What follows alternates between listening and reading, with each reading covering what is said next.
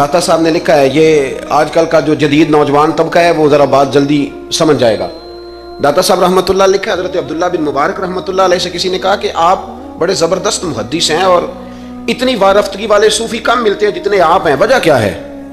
تو حضرت عبداللہ بن مبارک فرمانے لگے، مجھے نا توبہ کرنے سے پہلے ایک عورت سے عشق ہو گیا تھا، عورت سے۔ بڑی توجہ سے بات سمجھنا۔ آپ فرماتے ہیں میرا گھرانہ نمازی تھا، یہ داتا صاحب نے لکھا ہے کشف الماجود میں۔ حضرت عبداللہ بن مبارک فرماتے ہیں کہ جس عورت سے مجھے عشق ہو گیا نا، اس کے محلے میں جا کے میں عشاء کی نماز پڑھتا تھا، اور پھر ساری رات میں اس کے گھر کے گرد رہتا تھا۔ وہ آدھی رات کو تھوڑی دیر کے لیے چھت پہ آتی تھی، دو ایک باتیں ہوتی تھیں، میں لوٹ آتا تھا۔ فرماتے ہیں ایک رات میں نے عشاء کی نماز اس کے محلے میں جا کے پڑھی، قاری صاحب نے نا کچھ آیات لمبی پڑھا دی تو مجھے غصہ آیا۔ کہہ دیتے نا لوگ مولویوں نے کام کو نہیں سانتے اور بھی ہیں، تو کہتے ہیں کہ نماز لمبی پڑھا دی تو مجھے غصہ آیا کہ جلدی پڑھاؤ۔ فرماتے ہیں نماز وہاں پڑھی، سخت سردی تھی، رات لمبی تھی، میں اس کے گھر کے گرد جا کے نا تو منڈلانے لگا کیونکہ مجھے اس سے محبت تھی۔ فرماتے ہیں کہ 1 گھنٹہ 2 گھنٹے 4 گھنٹے 5 گھنٹے حتیٰ کہ سحری کا وقت ہو گیا، پاؤں پھوٹنے لگی، تو وہ نا بھاگتی بھاگتی چھت پہ آئی اور کہنے لگی کہ گھر میں رش بڑا ہے، مہمان زیادہ ہیں، آج بات نہیں ہو سکے گی۔ کہتے یہ لفظ کہتے وہ نیچے اتر گئی۔ جب میں وہاں سے واپس نکلا تو فجر کی اذان شروع ہو گئی تھی۔ یوں سمجھ لیں کہ 13 گھنٹے 14 گھنٹے بیت گئے۔ حضرت عبداللہ بن مبارک فرماتے ہیں اچانک نہ میں نے اپنے دل پہ توجہ کی، ساری رات وہ آئی نہیں تھی پر مجھے اس پہ غصہ بھی کوئی نہیں آیا،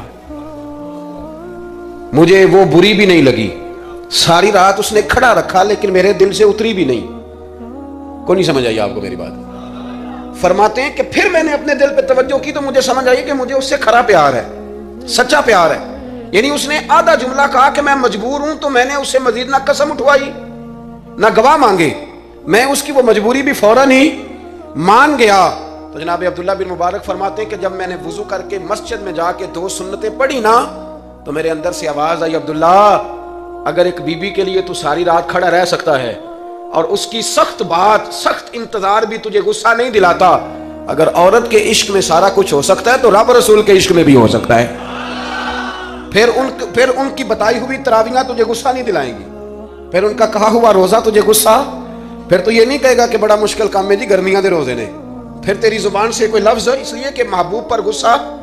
ایک صاحب نے مجھے ایک دفعہ فون کیا، ہمارے سنگی ہیں، وکیل ہیں، بیوی ان کی پروفیسر ہیں، کہنے لگے جی آپ کے ایک بزرگ نے کہا ہے کہ صحابہ نبی پاک صلی اللہ علیہ وسلم کا بول مبارک پیشاب مبارک پی جاتے تھے۔ لوگوں کو بڑی جلدی ٹینشن ہونے لگ جاتی ہے ان چیزوں کی، بڑی جلدی۔ اس رستے کے مسافر نہیں نہ ہوتے، اس رستے کے مسافر نہیں۔ انہوں نے کہا جی کہ صحابہ حضور کا لعاب دہن اپنے چہرے پہ مال لیتے تھے، ناک سے اینٹ نکالتے تھے تو مال لیتے تھے، یہ کیسے ہو سکتا ہے؟ میں نے ان سے کہا کہ تمہاری عقل میں بات نہیں آئے گی، تمہارا شعبہ نہیں نا، تمہارا یہ شعبہ۔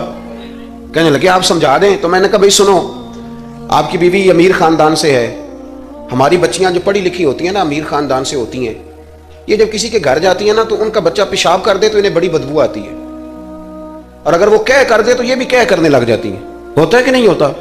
اور گھر آ کے کہتی ہیں وہ بڑے جاہل ہیں، صفائی نہیں کرتے۔